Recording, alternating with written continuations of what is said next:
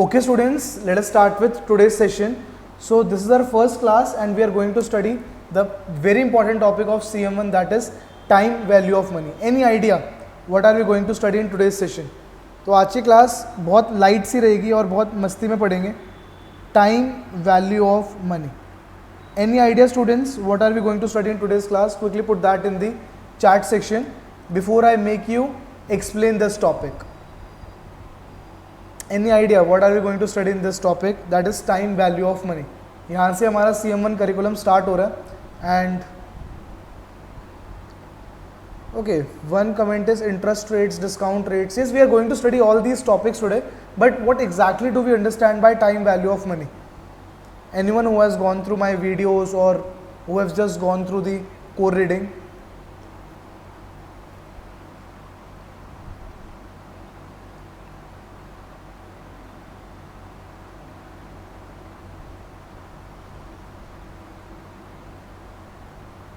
Okay मैं एक बहुत बेसिक सा एग्जांपल लेके आप लोगों को समझाता हूँ. आप लोग मुझे सब टॉपिक के नेम्स भेज रहे हो.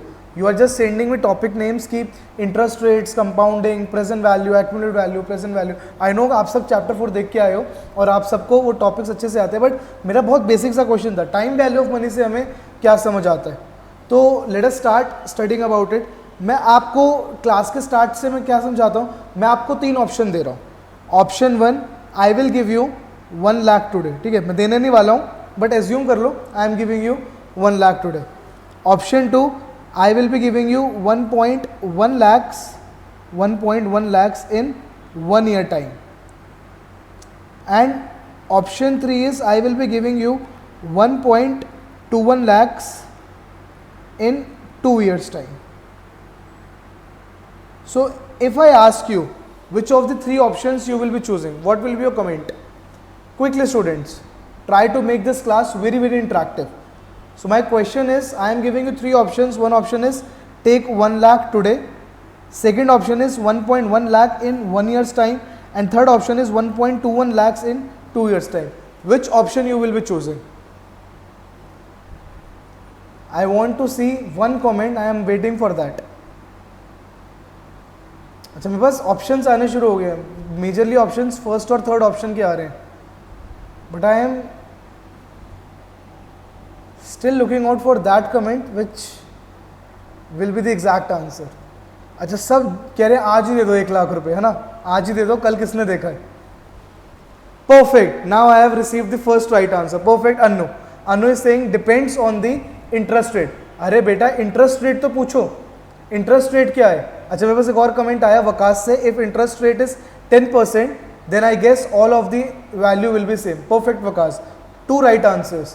So first right answer is from अनु, जो कह रही थी कि इंटरेस्ट रेट तो बताओ सर, तभी तो हम बता पाएंगे कौन सा ऑप्शन चूज करना है. सबसे पहला आपका क्वेश्चन होना चाहिए था कि हमारे पास इंटरेस्ट रेट क्या है, किस इंटरेस्ट रेट पे हम कंपेयर कर रहे हैं. अब मान लो मैं आपको बोल दूं risk free interest rate market में 12% चल रहा है. अगर रिस्क फ्री इंटरेस्ट रेट 12% चल रहा है तो आपको अगर मैं 1 लाख आज दे दूं तो आप 12% तो वैसे ही अर्न कर लोगे.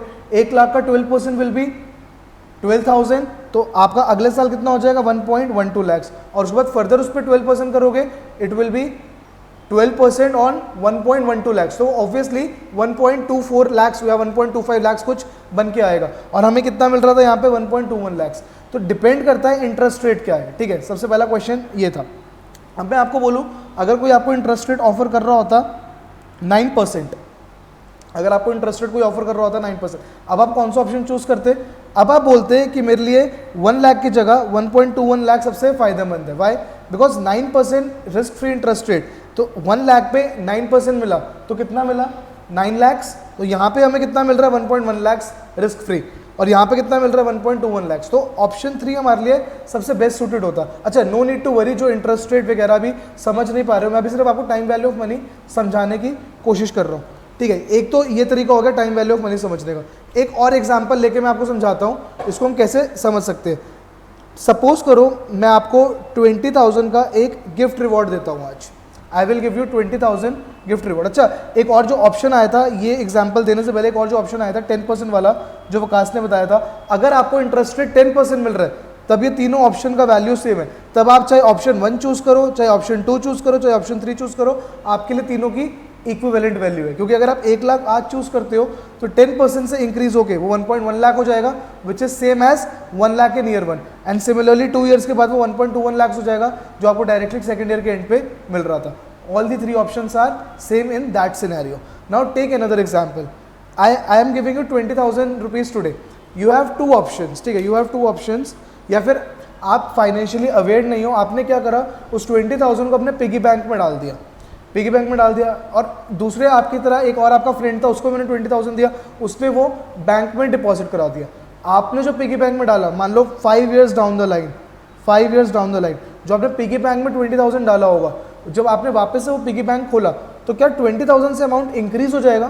क्विकली टेल मी, क्या 20,000 से हमारा अमाउंट इंक्रीज हो जाएगा, या फिर जब हम पिगी बैंक से निकालेंगे वो अमाउंट सेम रहेगा? ऑब्वियसली वो अमाउंट हमारा सेम रहने वाला है. तो जब 2 तरीके के स्टूडेंट ले लेते हैं आप लोगों की तरह, एक स्टूडेंट एक्स, एक स्टूडेंट वाई. स्टूडेंट एक्स कौन सा था? जिसने पिगी बैंक में डिपॉजिट कर रहा था. तो 5 ईयर्स डाउन द लाइन उसके पास अगेन सिर्फ 20,000 ही पड़ा होगा. लेकिन जो स्टूडेंट वाई था उसने क्या करा, उसने चालाकी से इस पैसे को बैंक अकाउंट में डिपॉजिट कर दिया, और बैंक अकाउंट में डिपॉजिट करके सपोज करो उसका 5 ईयर्स में अमाउंट डबल हो गया, ठीक है, कुछ भी परसेंटेज पे, उस परसेंटेज पे भी मैं इतना इंटरेस्टेड नहीं हूँ, तो उसका अमाउंट हो गया 40 के. तो आप मुझे बताओ कि ठीक है, हमें ये तो समझ आया कि स्टूडेंट वाई जो है वो फायदे में रहा, उसने 20,000 बैंक में डिपॉजिट करा और उसको 40,000 मिल गया. लेकिन स्टूडेंट एक्स कोई नुकसान में थोड़ी ना, उसके पास तब भी 20,000 था, आज भी 20,000 है, तो उसको तो कुछ फर्क नहीं पड़ना चाहिए. इज दिस स्टेटमेंट ट्रू और not? Quickly try to answer, and why. तो आपको टाइम वैल्यू ऑफ मनी का थोड़ा सा कॉन्सेप्ट समझ आएगा. तो ये तो हमें समझ आया स्टूडेंट वाई का बहुत अच्छा फायदा हो गया, उसने 20,000 जो था उसको डबल कर लिया 40,000 इन 5 ईयर्स. लेकिन स्टूडेंट एक्स का 20,000 उस दिन भी था, 20,000 आज भी है, तो फर्क क्या पड़ रहा है उसको, मतलब उसको कोई नुकसान थोड़ी ना. Okay, one answer is but it's values less. नहीं, वैल्यू तो लेस नहीं है. नॉमिनल टर्म्स में अगर हम देखें तो तब भी 20,000 था, आज भी 20,000 था, वैल्यू तो कम नहीं हुआ. तो हमें जो नॉमिनल वैल्यू दिख रही है बेटा 5 साल बाद भी 20,000 दिख रहा है. अगर हम ये माने कि चले आज अगर पेट्रोल का प्राइस 100 रुपीज़ है, तो इस 20,000 से अगर 100 रुपीज़ पर लीटर के हिसाब से वो कितने पेट्रोल के लीटर्स खरीद सकता है? तो एक वेग एग्जांपल ले रहा हूँ आई नो, लेकिन समझने के लिए पेट्रोल से मैं इसलिए कर रहा हूँ कि पेट्रोल कीप्स ऑन इंक्रीजिंग. तो 100 रुपीज़ पर लीटर से वो कितने लीटर्स पेट्रोल परचेज कर सकता है एक्स आज? क्विकली टेल में. तो आपको टाइम वैल्यू ऑफ मनी समझ आएगा.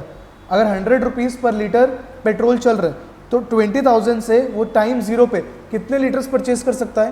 Quickly try to answer, quickly. Perfect, perfect. I have started receiving answers.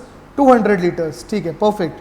तो आज वो 200 लीटर्स परचेज कर सकता है. नाउ लेट अस सपोज कि 5 years down the line petrol का प्राइस इंक्रीज हो गया 200 हो गया, ठीक है. ऑब्वियसली पेट्रोल का प्राइस तो बढ़ना ही है ना, इन्फ्लेशन के हिसाब से. तो 200 रुपीज़ उस पेट्रोल का प्राइस इंक्रीज हो गया. अब उसके पास आज भी 20,000 ही पड़ा है 5 ईयर्स डाउन द लाइन, तो आज वो उस 20,000 से कितने लीटर्स ऑफ पेट्रोल परचेज कर पाएगा?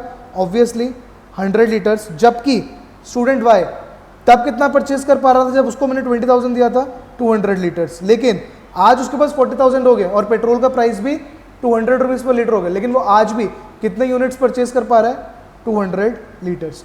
तो मॉनेटरी टर्म्स में हमें लग रहा था उसके पास सेम ही अमाउंट है और इसका ज़्यादा फायदा हो गया. लेकिन अगर हम देखें पेट्रोल के प्राइस के टर्म्स में, जहां वो अपने उस 20,000 से 200 लीटर्स का पेट्रोल परचेज कर पा रहा था, जबकि आज वो सिर्फ 100 लीटर्स ऑफ पेट्रोल परचेज कर पाएगा. जबकि स्टूडेंट वाई तब भी 200 लीटर्स परचेज कर पा रहा था, आज भी वो 200 परचेज कर पा रहा है, क्योंकि जिस हिसाब से पेट्रोल का प्राइस इंक्रीज हुआ उस हिसाब से उसने अपने मनी को भी इंक्रीज करवाया.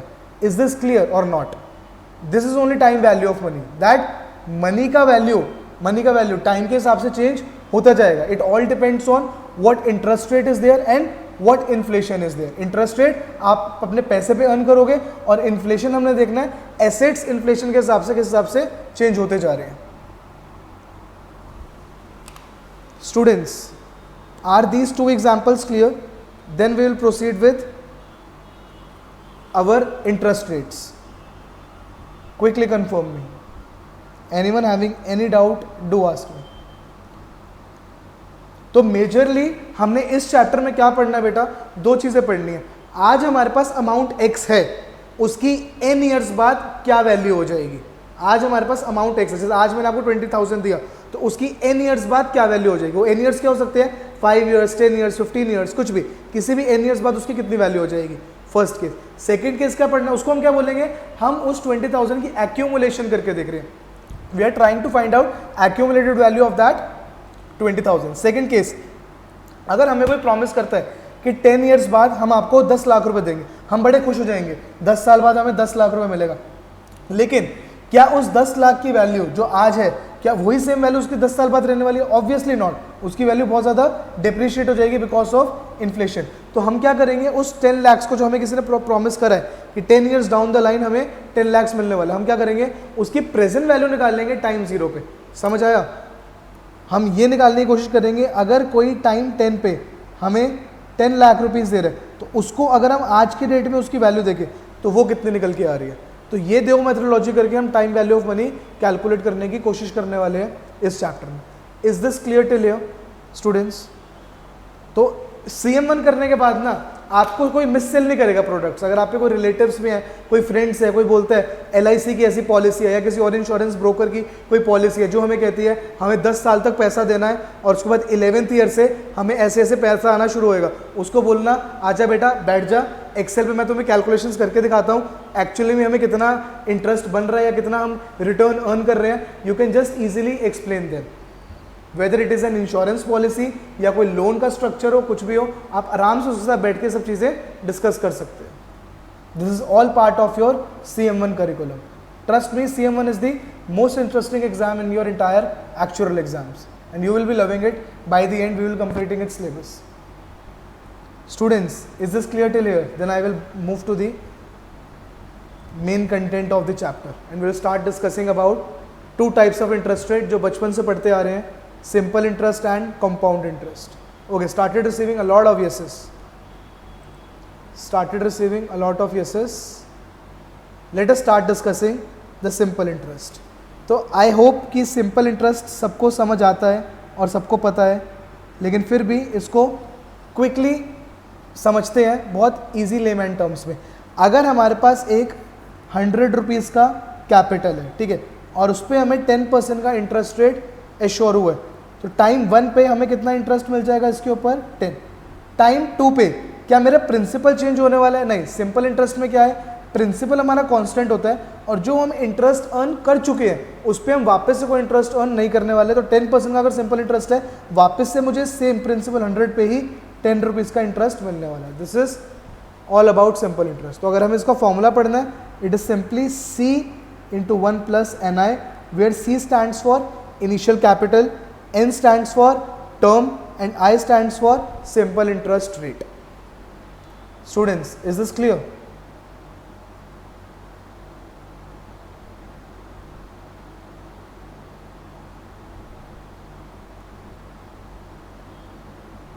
So if you want to write the definition, you can simply write it. Simple interest is that interest which does not itself earn further interest on it. Simple interest is that interest which does not itself earn interest on it. Okay, let us do a very simple question. Quickly write the question. An investor deposits 10,000 in a bank account. An investor deposits 10,000 in a bank account that pays simple interest at a rate of 5% per annum. An investor deposits 10,000 in a bank account that pays simple interest at a rate of 5% per annum. Calculate the accumulated value of the deposit after 3 years. Calculate the accumulated value of the deposit after 3 years. So this is your first question. Let me make you solve it. तो पहले question समझते हैं। Time 0 पे investor क्या कर रहा है बेटा, 10,000 डिपॉजिट करा रहा है, किस इंटरेस्ट रेट पे? सिंपल इंटरेस्ट ऑफ 5% पर annum. Is it clear? हमें क्वेश्चन में क्या बोला है, 3 years डाउन द लाइन उसकी एक्यूमुलेटेड वैल्यू कितनी हो जाएगी, उसकी एक्यूमुलेटेड वैल्यू कितनी हो जाएगी? We will simply apply the formula which is C into 1 plus NI. Here initial capital is 10,000. Very good. 1 plus n into I. n here is 3 years and interest rate is 5%. You just have to solve till here, and this equation you have to put into your calculators, press equal to, you will get final answer as 11,500. वैसे इतना easy calculation तो आप लोग अपने दिमाग में भी कर सकते हो. Simply 5% of 10,000 is 500 and you have to multiply 500 3 times, which is 1500. Students, is this question clear? We will be going really slow. ठीक है, ग्रेजुअली हम पेसअप करेंगे ताकि एकदम से चीज़ें बाउंस ना हो. और जिसको इस स्पीड पे भी कोई डाउट आ रहा हो, keep on asking me your doubts in the chat section.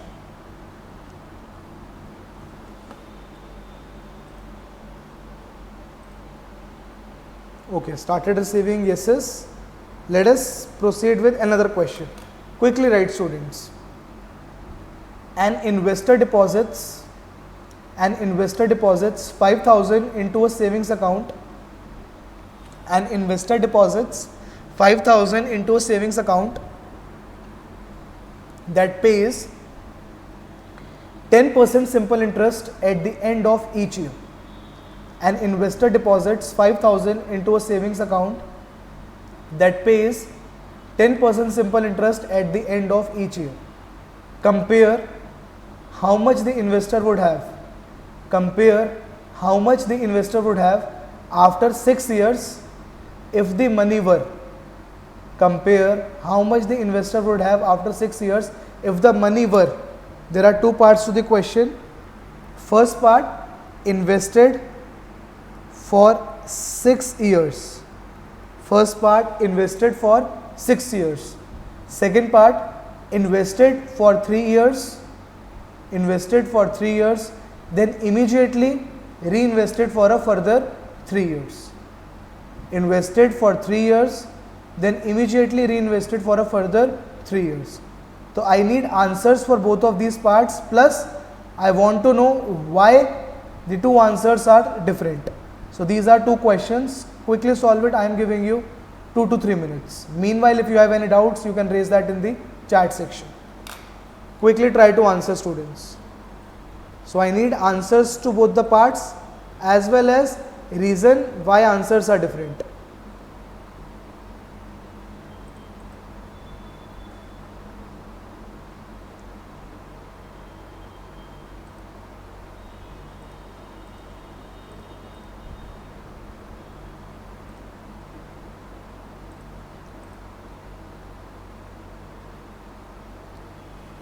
So those students who like numerical questions but don't like to write कि हमें explanation ना लिखना पड़े, so you are at the wrong place. Actual में आपको अपना answers भी निकालने और आपको उन answers को explain करना भी आना चाहिए.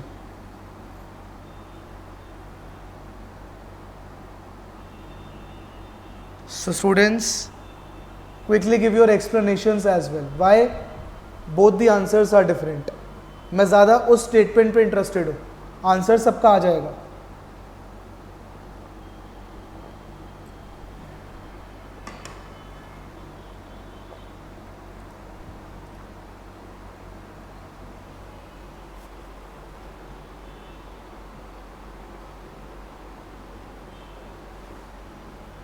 Okay, started receiving a lot of answers. Let us discuss how to solve both the parts first. तो फर्स्ट पार्ट तो बेटा बहुत सिंपल था.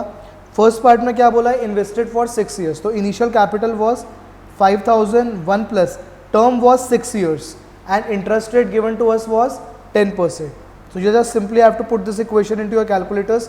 It will give you 8,000 as answer.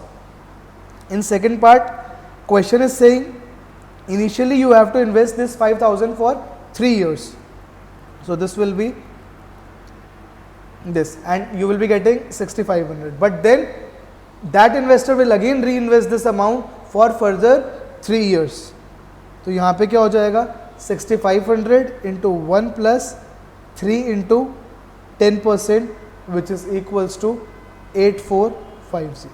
So why answer is different, उसका explanation क्या है, तो उसका आप लोगों ने सिंपल एक explanation दिया है मुझे, वन लाइनर, कि यहाँ पे सेकेंड पार्ट में हमारा प्रिंसिपल चेंज हो जाएगा. वाई, बिकॉज यहाँ पे हमारा हर केस में, अगर हम टोटल 6 years की बात करें टाइम लाइन में, 1 2 3 4 5 6, हर ईयर पे हमारा प्रिंसिपल इनिशियल का 5000 ही था और उस 5000 पे हम हर साल कितने का 500 का इंटरेस्ट अर्न कर रहे थे, 500 500 500 500 and so on.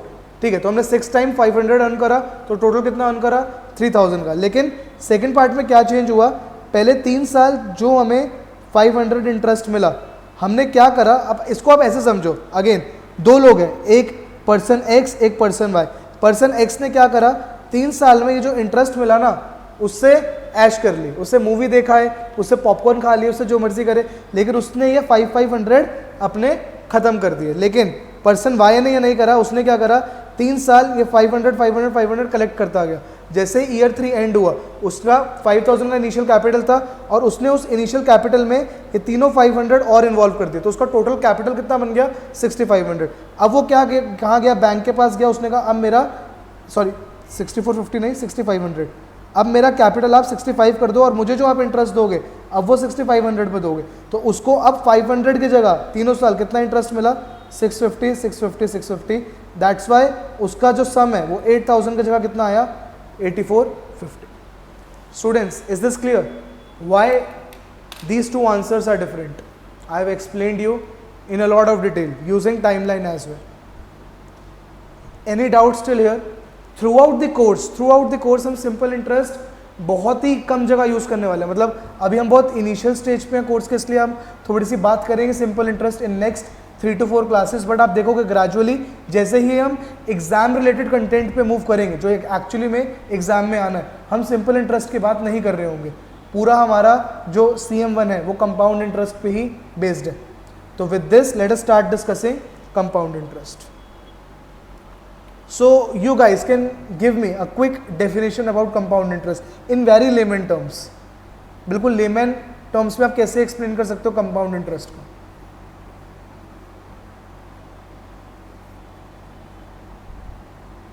Perfect, I have started receiving responses straight away.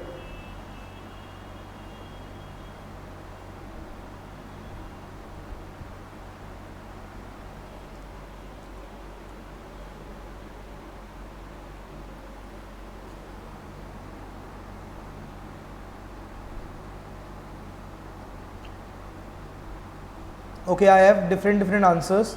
So students are saying principal changes. One student is saying the amount becomes the principal for next year. Vikas is saying principal is changing every period. But best answer that I have received is simple. Compound interest is that interest which earns interest on itself. This is the best definition. ठीक है? Compound interest is that interest which earns interest on itself. This is the best explanation of compound interest. तो formula कैसे change हो जाएगा? Simple interest के case में हमने क्या पढ़ा था, C इंटू 1 प्लस एन आई। यहाँ पे हम कंपाउंड इंटरेस्ट के केस में क्या पढ़ने वाले हैं, C into 1 plus I raise to power n। इसका एक एग्जाम्पल ले लेते हैं। 10% का सिंपल इंटरेस्ट है और 10% का कंपाउंड इंटरेस्ट है। इनिशियल कैपिटल हमारा 100 था। यहाँ पे ईयर 1 के बाद क्या हो जाएगा बेटा 110। यहाँ पे भी ईयर 1 के बाद क्या हो जाएगा 110। यहाँ पे ईयर 2 के बाद क्या हो जाएगा 120। लेकिन यहाँ पे ईयर 2 के बाद क्या हो जाएगा 121। 121 क्यों हुआ? क्योंकि यहाँ पे जो हमने 10% अर्न करा वो 100 पे ही करा, लेकिन यहाँ पे ईयर 2 में जो हमने 10% अर्न करा वो 100 की जगह 110 पे करा। Students, is this clear? Any doubt still here? Do ask me.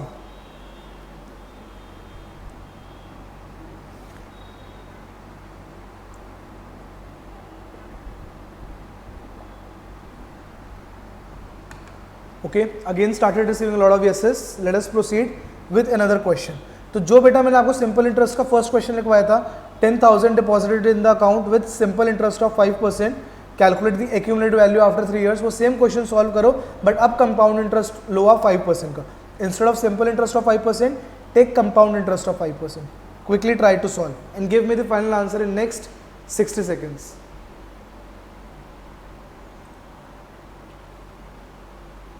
So initial capital at time 0 is 10k. You have to tell me accumulated value in next 3 years using compound interest of 5%. You simply have to apply the formula, put the equation in the calculator and press equals to.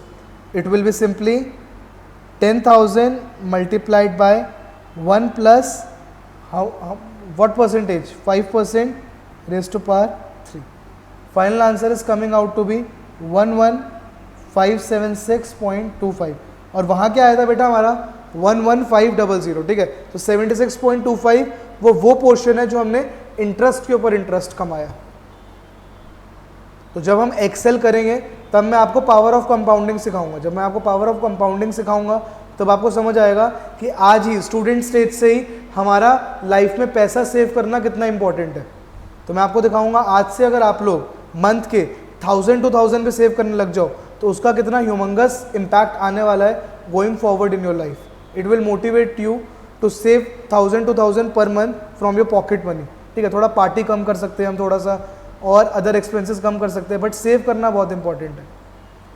That I will make you learn in the Excel classes. अब जो हमने second question करा था जहाँ पे मैंने आपको 2 parts दिए थे, वो सेम क्वेश्चन सॉल्व करो but using compound interest of 10% and tell me the final answer. And now tell me why the answers that are coming in both the parts are like that.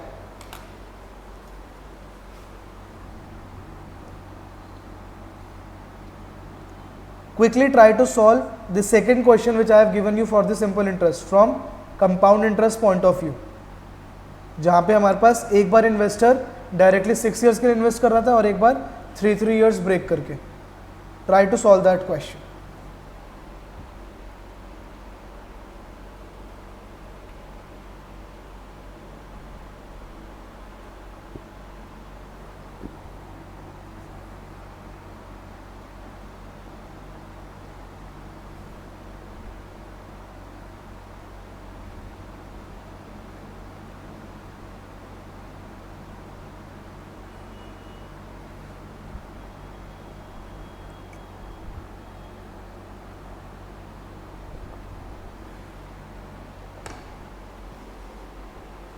Okay, started receiving a lot of answers.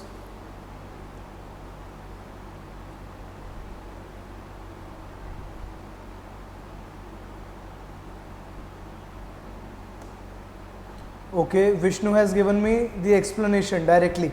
Perfect, Vishnu. So दोनों cases में हमारे क्या answers आएंगे बेटा? चलो मैं equation बना देता हूँ. फर्स्ट पार्ट की क्या इक्वेशन बनेगी? 5000 multiplied by 1 plus 10% raised to power 3, sorry, raised to power 6, and answer is coming out to be 8858 approximately. ठीक है, 8857 पॉइंट समथिंग आएगा, तो मैं इसको डायरेक्टली अप्रॉक्सीमेट करके 8858 बता रहा हूँ. सेकेंड पार्ट में कैसे करेंगे? 5000 multiplied by 1 plus 10% raised to power 3. इसके बाद ये जो आंसर आने वाला है उसको फर्दर मल्टीप्लाई करूँगा 1 प्लस 10% रेस्ट टू पावर 3. तो अगर आप ओवरऑल करके देखो तो दोनों में मैं सेम ही तो काम कर रहा हूँ. अगर इसका मैं 5000 कॉमन निकाल लूँ और 1 प्लस 10% सेम बेस है, पावर्स ऐड कर दो, तो दोनों केस में हमारा सेम ही तो फॉर्मूला है, तो ऑब्वियसली आंसर भी सेम ही आने वाला है. और ऐसा हो क्यों रहा है वो मैंने आपसे एक्सप्लेनेशन पूछी थी. वो इसलिए हो रहा है बेटा, हमने फर्स्ट केस में क्या बताया था, सिंपल इंटरेस्ट के केस में वहाँ पे हमने ये बताया था कि 3 साल बाद प्रिंसिपल चेंज हो रहा है, इसलिए हमारा आंसर अलग आ रहा है. यहाँ पे हम क्या बोलेंगे, यहाँ पे प्रिंसिपल तो वैसे भी हर साल बाद चेंज होना ही है, तो चाहे आप 6 साल के लिए इकट्ठा इन्वेस्ट कर दो, चाहे आप 1-1 साल करके इन्वेस्ट करो, यहाँ पे आंसर चेंज नहीं होगा. और इसको हम क्या बोलते हैं, प्रिंसिपल ऑफ कंसिस्टेंसी, जिसको हम अगला पढ़ने वाले हैं. Students, is this clear? Nice explanation, Udisha. Udisha is saying in compound interest as principal already changes every year, so it won't make any impact when the money is invested.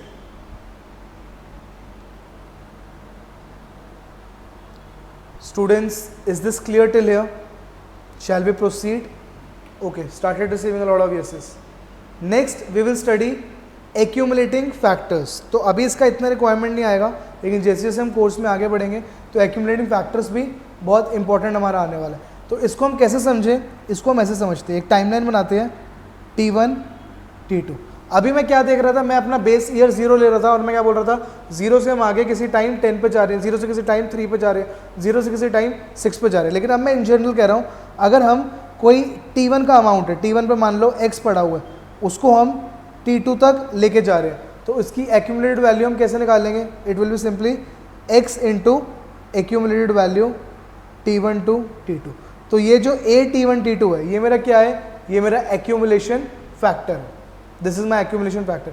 अब मैं अगर आपसे बात करूं जो हमने फर्स्ट क्वेश्चन करा था सिंपल इंटरेस्ट वाला, उस केस में एक्यूमुलेशन फैक्टर क्या है, उसमें हम कैसे बोल सकते हैं, उसमें हम ऐसे बोल सकते हैं बेटा 10,000 मैंने इन्वेस्ट करा था, ठीक है, किस टाइम पे, टाइम 0 पे, कितने साल के लिए, 3 ईयर्स के लिए, और हमारा आंसर क्या निकल के आया था 11,500। तो मेरा एक्यूमुलेशन फैक्टर उस केस में कितना हो जाएगा, क्विकली टेल मी, 1.15। तो A03 will comes out to be 1.15। तो ये मेरा क्या हो गया, एक्यूमुलेशन फैक्टर।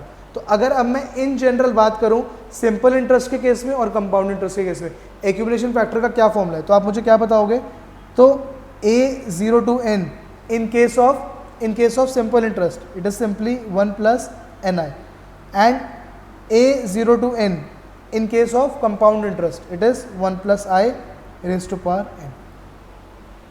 ठीक है, तो आज के बाद अगर आपको कोई बोले कि आज मेरे पास अगर 1 लाख रुपए है, ठीक है, 10 साल बाद उसकी वैल्यू क्या हो जाएगी, तो आप क्या बोलोगे कि मार्केट का रिस्क फ्री इंटरेस्ट क्या चल रहा है। ठीक है, वैसे अगर मैं आपको इन जनरल बताऊं, रिस्क फ्री इंटरेस्ट मार्केट का वही होता है जो आपको आपके बैंक्स FD का रेट दे रहे होते हैं, ठीक है, उससे प्लस माइनस थोड़ा सा 10-20 बेसिस पॉइंट्स ऊपर नीचे होता है, लेकिन आप इन जनरल समझ सकते हो।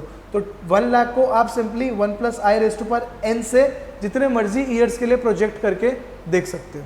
तो ये एक्टिविटी आज हमने सीख ली है। Students, is this clear? ठीक है, with this let us move to the next question. Quickly write, an investment of 1000 accumulates to 2,500 after 5 years. An investment of 1,000 accumulates to 2,500 after 5 years. So there are two parts to the question. Calculate the simple interest. Second part, calculate the compound interest. I am again repeating the question. An investment of 1,000 accumulates to 2,500 after 5 years. First part, calculate the simple interest. Second part, calculate the compound interest. I am giving you 3 minutes for this. Quickly solve and tell me the final answer.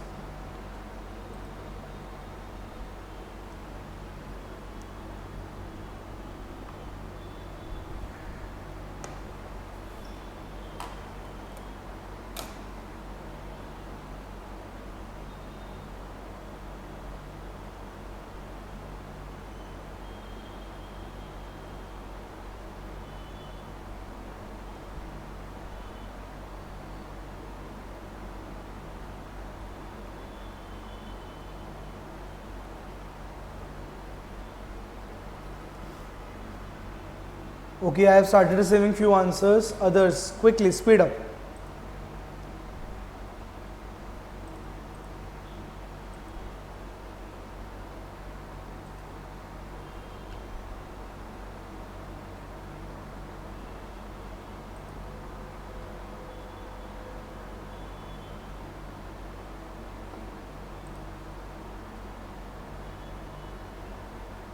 Okay, Vishnu is asking, sir, what is the time period? But time period 5 years है.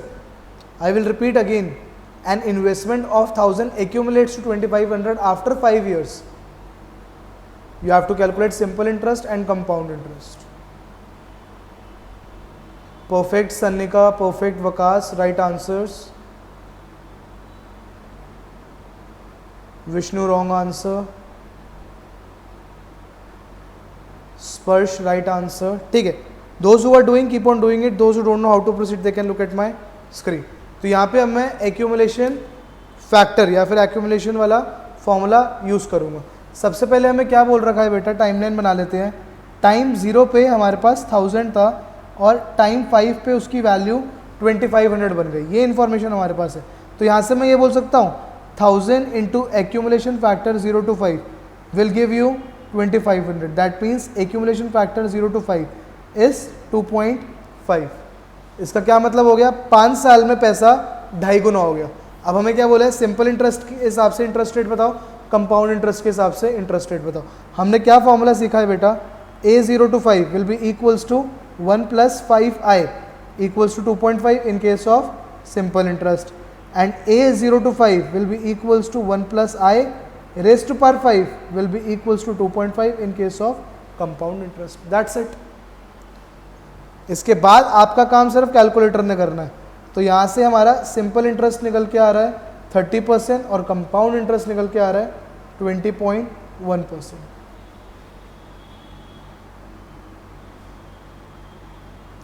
Students, is this clear? समझ आया? Means हमारा जो money है वो 2.5 times हो रहा है अगर हमें सिंपल इंटरेस्ट मिले 30% का, और 2.5 टाइम्स हो रहा है अगर कंपाउंड इंटरेस्ट मिले 20% का। अच्छा, इतने इंटरेस्ट रेट मिलते नहीं है कहीं भी, तो don't be happy.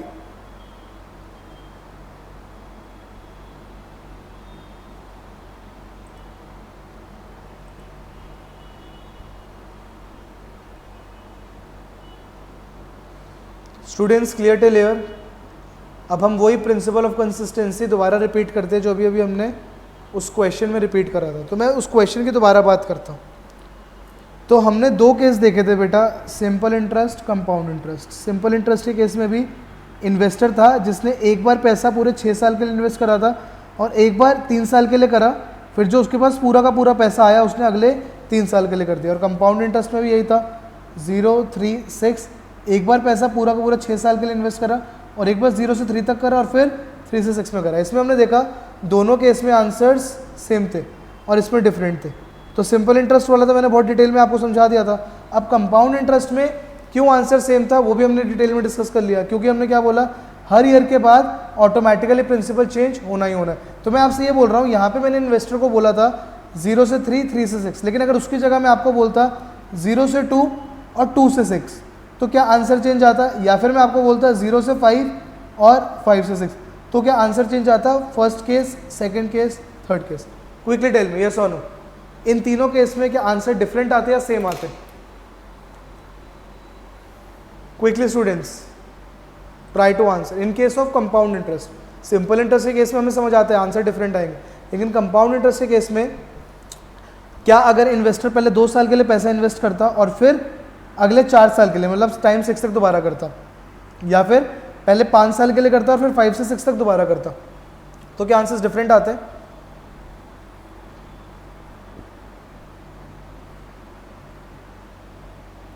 Okay, started receiving a lot of responses. Sir, answers will be same because of principal of consistency. तो यही तो पढ़ना है हमें, प्रिंसिपल ऑफ कंसिस्टेंसी। सिर्फ प्रिंसिपल ऑफ कंसिस्टेंसी यही कहते हैं, चाहे आप कहीं से भी कहीं तक एक्यूमुलेशन देख रहे हो, आंसर सेम रहने वाला है। तो अगर मैं इसको थोड़ा सा जनरलाइज कर दूं, प्रिंसिपल ऑफ कंसिस्टेंसी की डेफिनेशन समझने के लिए थोड़ा सा अगर मैं इसको जनरलाइज कर दूं, एक्यूमुलेशन फैक्टर 0 से n will be equals to 0 to 1, accumulation 1 to 2, accumulation 2 to 3 and so on. Last will be accumulation n minus 1 से n. Is it clear students? This is principle of consistency.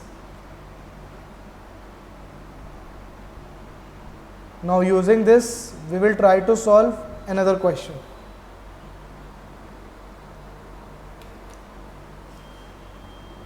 Quickly write the question, then we will discuss.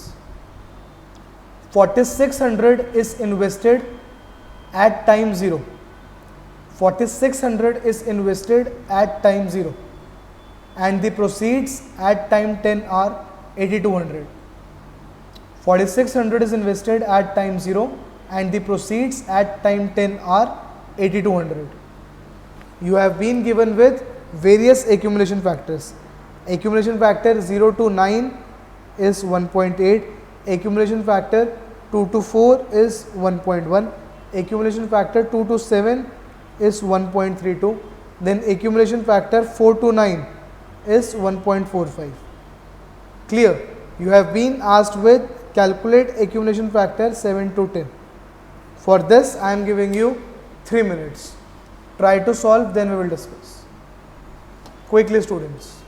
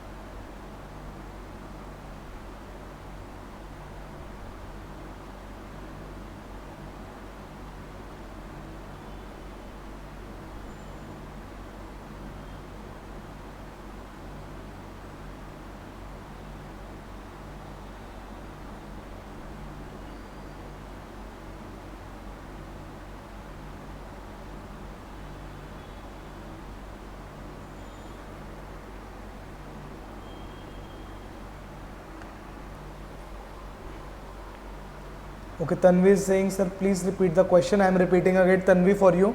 4600 is invested at time 0 and the proceeds at time 10 are 8200. 4600 is invested at time 0 and the proceeds at time 10 are 8200. And you have been given with these accumulation factors. You have to calculate this one.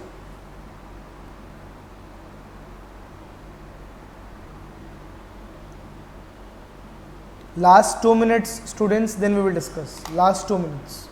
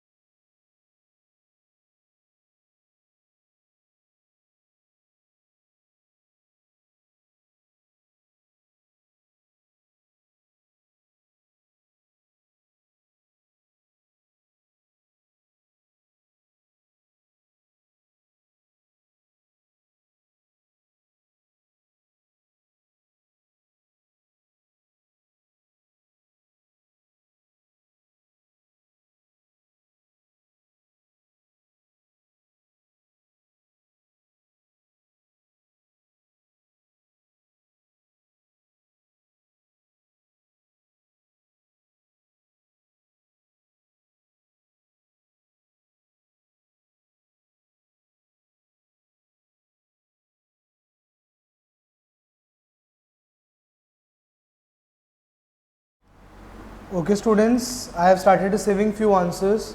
So again, those who are doing, keep on doing it. Those who don't know how to proceed, they can look at my screen. तो यहाँ पे बेटा हमें principal of consistency का use करना था. पहला accumulation factor आपको ऑलरेडी क्वेश्चन के लैंग्वेज में गिवन था. क्या? 4600 इज इन्वेस्टेड एट टाइम 0 और टाइम का हमें 10 का फाइनल आंसर 8200 दिया हुआ था. तो यहाँ से A0 to 10 का फाइनल आंसर क्या निकल जाएगा? 1.7826. हमें निकालना क्या है? A7 to 10. तो अब एक बार मैं टाइमलाइन बना के आप लोगों को दिखा देता हूँ कि हमारे पास गिवन क्या क्या है. ठीक है, तो ये 0, सिग्निफिकेंट टाइम क्या क्या है? 2, then 4, then 7, then 9 and then 10. तो 0 से 10 तक की हमारे पास इन्फॉर्मेशन है. ठीक है, 0 से 10 तक की हमारे पास इन्फॉर्मेशन है. अब यहाँ से देखते हैं. 0 से 9 तक की भी है, देन 2 से 4 तक की भी है, देन 2 से 7 तक की भी है. और क्या है बेटा हमारे पास? और हमारे पास 4 से 9 तक की भी है. निकालनी क्या है हमें? हमें सिर्फ 7 से 10 तक की निकालनी है. Is it clear? यहाँ निकालना था हमें 7 से 10 तक की निकालना है. तो सबसे पहले हम देखते हैं कि हम इसको कैसे सॉल्व कर सकते हैं.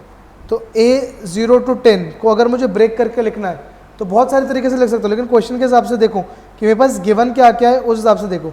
तो इसको मैं ब्रेक कर दूंगा. A0 to 2, then A2 to 7 and then A7 to 10.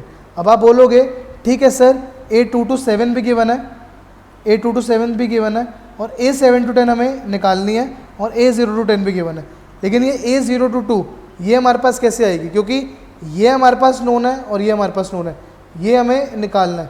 कहीं से अगर हमें A0 to 2 मिल जाए तो हमारा काम बन जाएगा. तो A0 to 2 भी मिल जाएगा. अब आप एक और एक्यूमुलेशन फैक्टर चेक करो, A0 से 9. तो A0 से 9 को ब्रेक करो. A0 से 9 will be A0 to 2, then A2 to 4 and then A4 to 9. यहाँ पे हमारे पास 0 to 9 भी है, 2 to 4 भी है, 4 to 9 भी है. तो इन ये तीन हमारे पास अवेलेबल है. यहाँ से हमारे पास A0 to 2 निकल जाएगा. तो यहाँ से मेरा A0 to 2 फॉर्मूले में पुट करके क्या निकल के आ रहा है?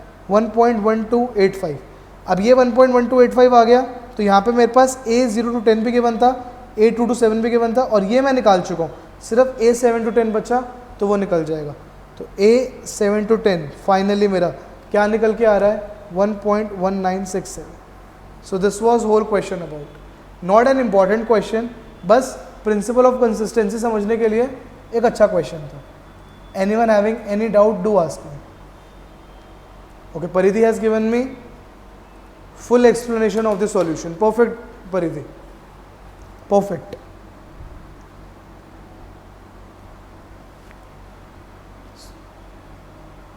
So students, जिनके क्वेश्चंस टाइम से बहुत पहले हो रहे हैं, आई विल गाइड यू कि आप लोग अपना पूरा एक्सप्लेनेशन टाइप करके मुझे सेंड कर सकते हो. This will help you to increase your typing speed as well, because ultimately you have to type your answers on MS Word. Students, clear till here to everyone? Then I will move to the next topic, that is present values. Quickly update me, is it clear till here to everyone?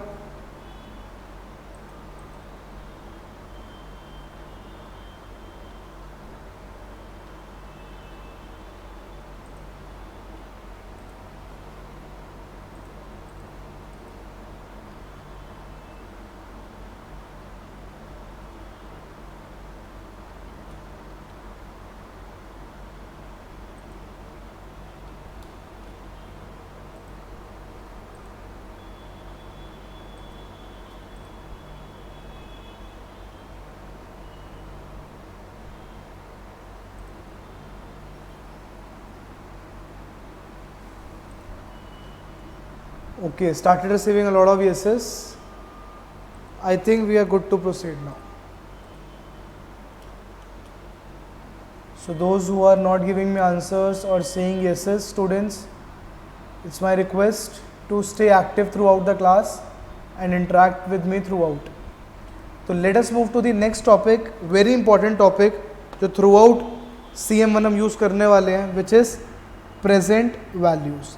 तो मैंने आपको दो तरीके से time value of money समझने के लिए बताया था. एक तो मैंने आपको बताया था कि आपके पास आज एक्स अमाउंट है और उसका आपको टाइम एन पे वैल्यू पता करनी है. दूसरा, टाइम एन पे आपको एक्स अमाउंट मिलने वाला है और आपको टाइम जीरो पे उसकी प्रेजेंट वैल्यू फाइंड आउट करनी है. ठीक है, तो अब हम उल्टा काम करने वाले हैं. तो एक क्वेश्चन से समझते हैं. Quickly right one question. An investor must make a payment of 5,000 in 5 years time. An investor must make a payment of 5,000 in 5 years time. The investor wishes to make provision for this payment by investing a single sum now. The investor wishes to make provision for this payment by investing a single sum now in a deposit account that pays 10% per annum compound interest. That pays 10% per annum compound interest. Okay, I will repeat question till here. An investor must make a payment of 5,000 in 5 years time. The investor wishes to make provision for this payment by investing a single sum now in a deposit account that pays 10% per annum compound interest. Calculate the initial investment required to meet the payment of 5,000. Calculate the initial investment required to meet the payment of 5,000 in 5 years time.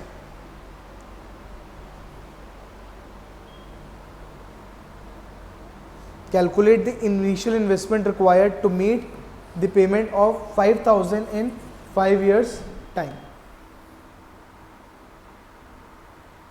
तो students discuss करते हैं इस question को. तो हमसे क्या बोला गया है बेटा? हमसे फर्स्ट केस तो पूछा नहीं गया. हमें क्या बोला हुआ है कि इन्वेस्टर को 5,000 चाहिए इन 5 years टाइम. 5,000 चाहिए इन 5 years टाइम. तो वो टाइम ज़ीरो पे कितना पैसा रखे ताकि उसका पैसा अगर 10% पे ग्रो करता जाए, ताकि अगर उसका पैसा 10% पे ग्रो करता जाए तो वो इनफ हो उसकी जो लायबिलिटी है 5,000 की उसको मीट करने के. तो आप क्या बोलोगे कि जो मेरा वाई अमाउंट है जो मुझे टाइम ज़ीरो पे चाहिए वो 1.1 raise to power 5 times grow करे और तब उसका वैल्यू 5,000 हो जाए. स्टूडेंट्स मैं क्या बोल रहा हूँ, वाई अमाउंट टाइम ज़ीरो पे इन्वेस्ट कर दो. ठीक है, बैंक अकाउंट में अगर बैंक अकाउंट 10% दे रहा है, ठीक है, तो उस तरीके से उसका पैसा 5,000 हो जाए. तो आपके केस में क्या पूछ रहे हो आप कि इनिशियली वाई कितना होने वाला है. बस इसको कैसे सॉल्व कर लोगे? Y will be equals to 5,000 upon 1.1 raise to power 5 which will comes out to be 3104.61. तो ये जो आपने 3104.61 निकाला है, ये क्या निकाला है? ये आपने प्रेजेंट वैल्यू कैलकुलेट करी है. किसकी present value? Present value of 5,000 at time 5, ठीक है, present value of 5000 due at time 5 at time 0 with interest rate of 10% per annum. अब हम इसका इन जनरल फॉर्मूला बनाने की कोशिश करते हैं। तो इन जनरल प्रेजेंट वैल्यू का हमारा क्या फॉर्मूला बनेगा बेटा, C upon 1 plus I raise to power n। यही यूज करा था ना हमने, C upon 1 plus I raise to power n। अब मैं एक बहुत इंपॉर्टेंट फंक्शन सिखाने जा रहा हूँ, उसको बहुत ध्यान से समझेंगे। अब हर बार ना हमें डिनोमिनेटर में तंग करता है, तो हम क्या बोलेंगे, हम एक नया फैक्टर इंट्रोड्यूस कर देते हैं v is equals to 1 upon 1 plus i, और v मेरा क्या कहलाता है, present value factor. v is known as present value factor. Students, is it clear? v is known as present value factor. तो ultimately मेरा फॉर्मूला क्या change हो जाएगा, c into V raise to power n। और vn एक बहुत important function है, vn is my discount factor for n years. मतलब अगर मुझे किसी अमाउंट को n ईयर्स तक पीछे लेके आना है, तो मुझे उस अमाउंट को किससे मल्टीप्लाई करना पड़ेगा, v raise to power n से। अब वो डिपेंड करता है इंटरेस्ट रेट क्या है। Is it clear students? ये फंक्शनैलिटी समझ आई, c into one V raise to power n।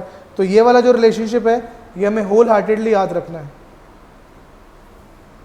Is it clear?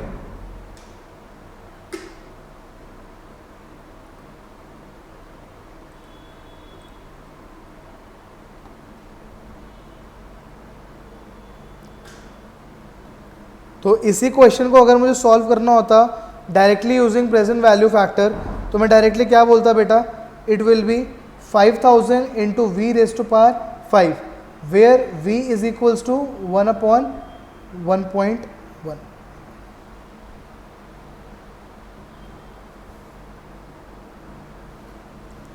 Students, are you able to understand maths behind it?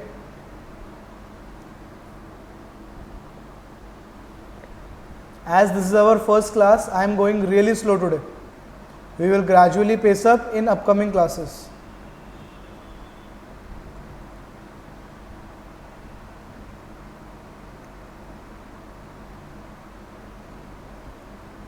Okay, now let us proceed with discount rates. Let us proceed with discount rates. अभी हमने बेटा क्या पढ़े हैं, interest rate. अब हम सब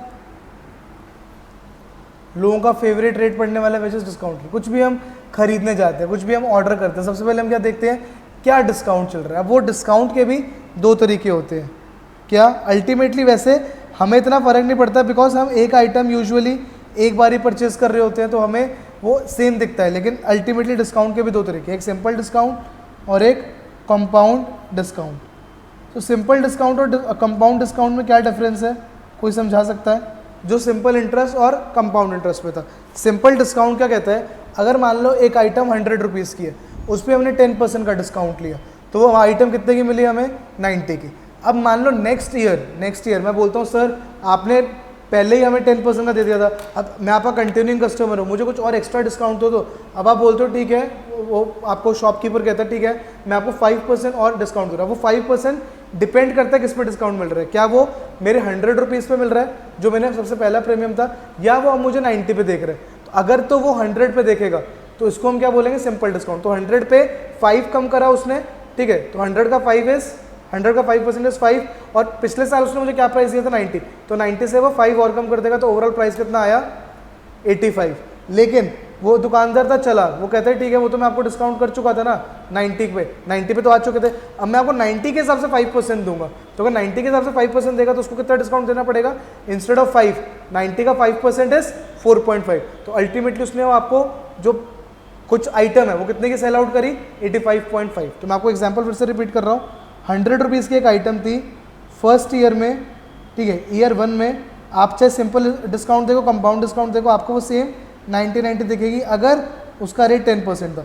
अब मैं बोल रहा हूँ ईयर 2 में उसका रेट 5% है, तो सिंपल डिस्काउंट की वजह से वो आइटम आपको क्या कॉस्ट पड़ेगी, 85, लेकिन कंपाउंड डिस्काउंट की वजह से क्या पड़ेगी, 85.5।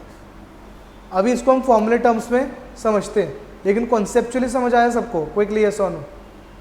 तो यहाँ पे हम सिंपल डिस्काउंट का जो फॉर्मूला सीखने वाले हैं, which will be simply C into 1 minus n into d, C into 1 minus n into d, और कंपाउंड डिस्काउंट का C into 1 minus d raise to power N.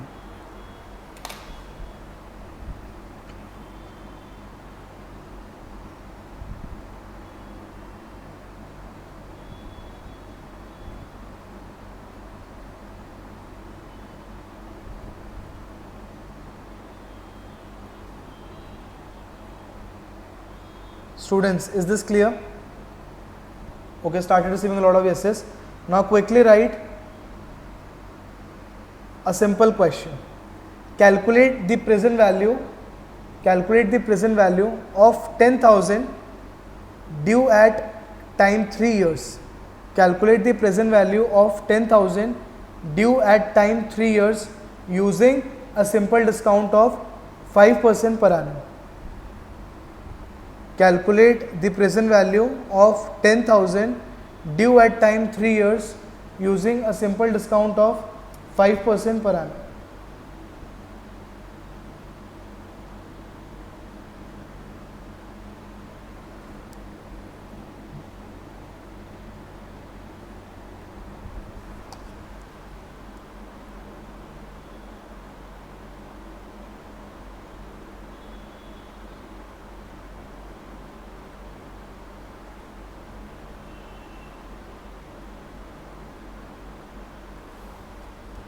Okay, started receiving few answers.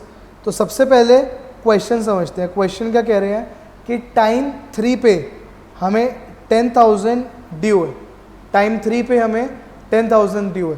तो आपको कोई कह रहा है कि ठीक है, आपको टाइम 3 पे 10,000 ड्यू है, उसकी जगह आप मुझे डिस्काउंट दो, मैं आपको आज ही आपके पैसे देके ख़त्म करता हूँ। डिस्काउंट कितना? Simple discount of 5%। तो एक तरीके से हम यहाँ पे प्रेजेंट वैल्यू निकाल रहे हैं। Present value will be equals, उसका फॉर्मूला हम क्या सीख के आए हैं? 10,000 मल्टीप्लाइड बाय 1 माइनस एन कितना है? 3 years।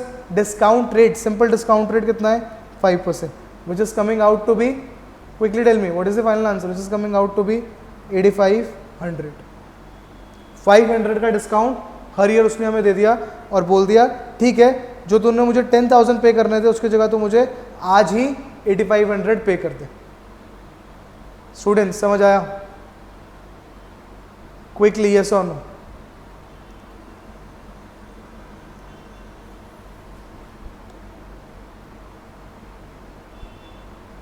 ओके, सबके आंसर्स मैच हो रहे हैं। Let us do one question from compound interest now. Now solve the same question using compound discount and tell me the final answer.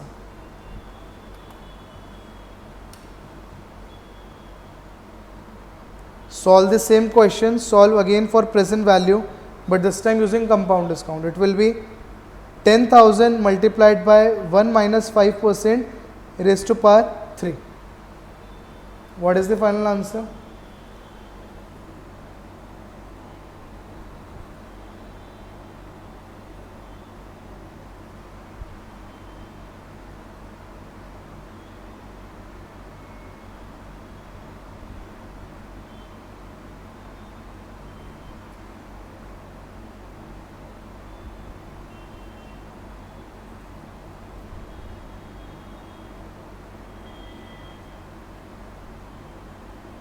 Perfect.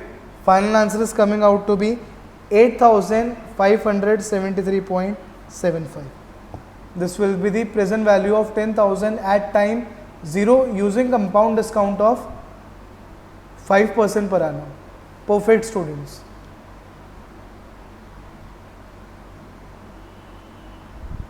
Perfect.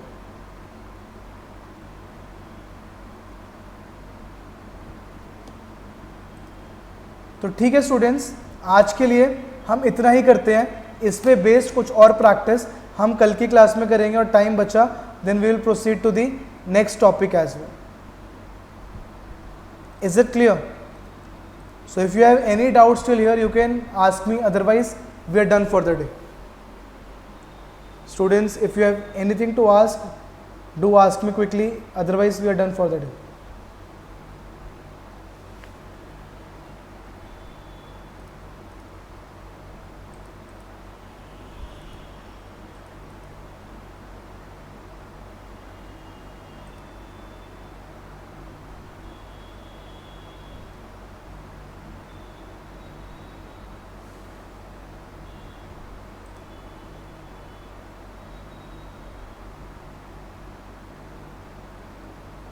Okay, I think no more questions. Then let us wind up today's class. Okay, students, thank you.